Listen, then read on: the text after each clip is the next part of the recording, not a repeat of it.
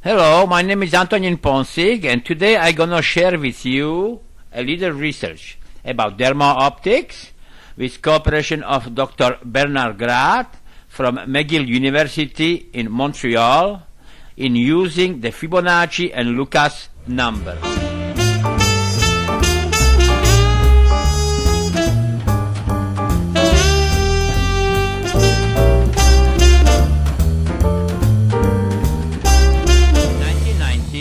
For the first time, I was using two feathers on the string, and I wanted to know if I will be able to move from left to right, and if I will be able to make a kind of detection of bioenergy if I place in some kind of enclosure.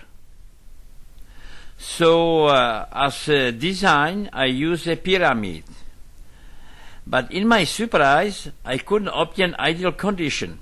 And I have a problem with the feather which was spinning back by itself. And here, as you can see, this is the original design. In the top was a pyramid, and in the bottom was a square base. And here you can see the original instruments. In the top you see the pyramid. In the lower section you can see the rectangle, the base, and you can see the trigger which I was using as a feather. It was working good, only the problem was the spinning back of the feather and the ideal condition. Since I have the best condition and the best movement in the pyramid, in the lower section, in the rectangle zone, so I decided to redesign, and I make my first rectangle enclosure. I still use the string trigger in attachment with the two feathers. I still have the spin back with the string, but I have a better ideal condition. And that was the point when I start to use it. Here you can see the original enclosure is a rectangle with the two feathers on the string. And that was my last attempt. After nothing works. In 1996, I met Dr. Denise Roussel. She offered me to work in her private clinic in Outremont in Montreal. She also introduced me to Dr. Bernard Grad from McGill University in Montreal. Since I didn't know who is Dr. Bernard Grad, so I make a little studies just to see who he is and what he is doing. Here you have a little aperçu.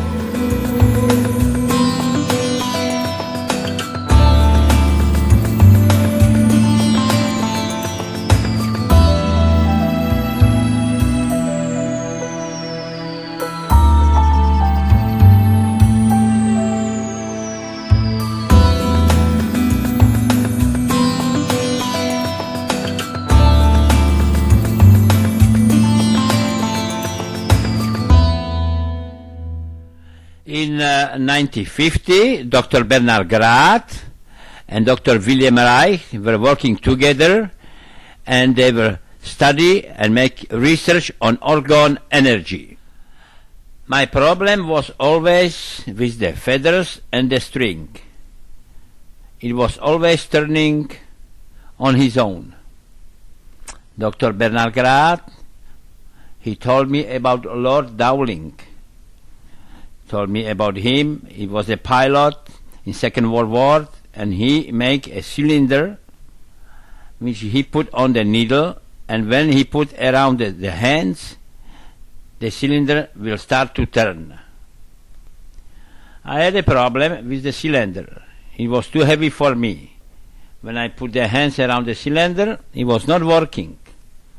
So I decided to modify the original cylinder, and I cut it in half from 8.4 to 4.2, and it was working very well. And here you can see the final product, which was working fantastically. And here you can see the original cylinders. Once the final product was working, I make 6 cylinders and put it in the glass enclosure.